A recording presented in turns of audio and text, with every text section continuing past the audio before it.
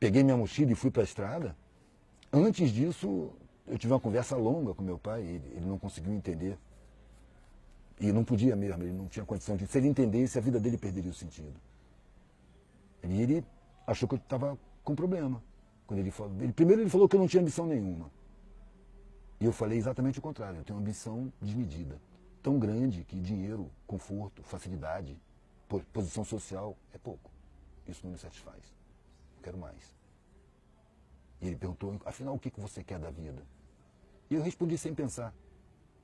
Eu quero tudo que eu puder levar. Eu quero saber para que eu estou aqui, para que serve a vida. Não é possível que a gente nasce para se garantir materialmente. Porra, a gente vai sair. Se o objetivo da vida fosse constituir patrimônio, quem constituísse patrimônio não morria. Mas morre, frequentemente divide a família com patrimônio enorme. Os filhos brigam para disputar, então esse não é o objetivo da vida. Eu queria saber qual era.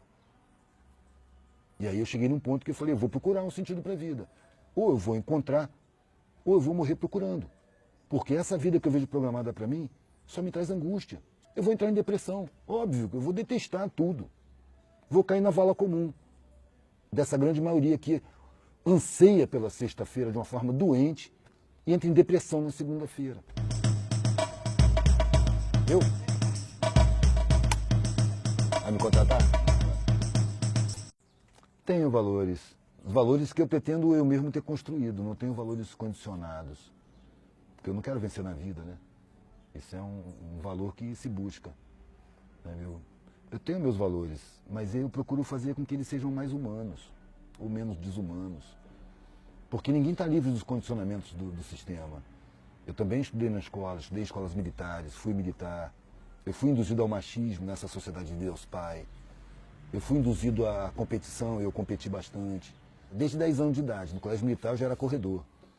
E eu pratiquei muito esporte, competi muito.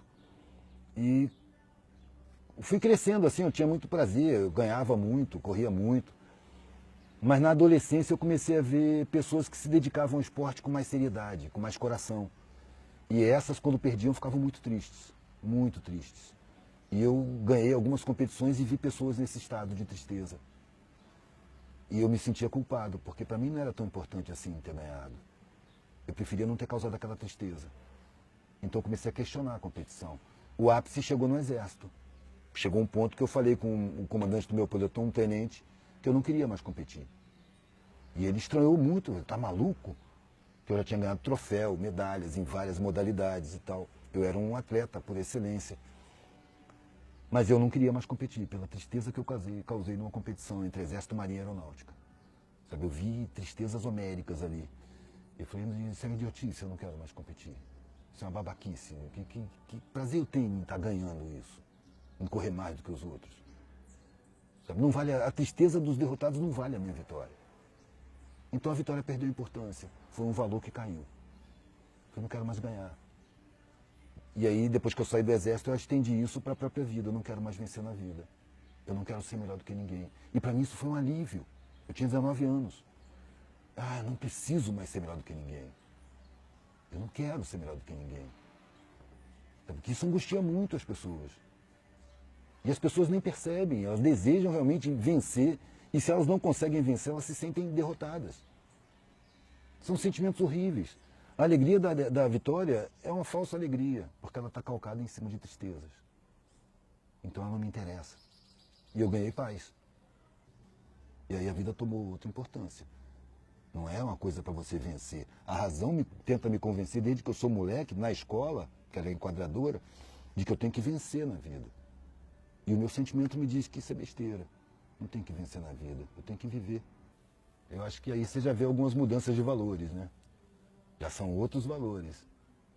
Nos Estados Unidos tem um hospital de doentes terminais. Evidentemente, o cara, quando recebe o decreto do médico, né? Você não tem jeito, vai morrer daqui a uns meses, ele tem que ser muito rico para ir para esse hospital. Porque o pobre ele vai para casa e morre em casa.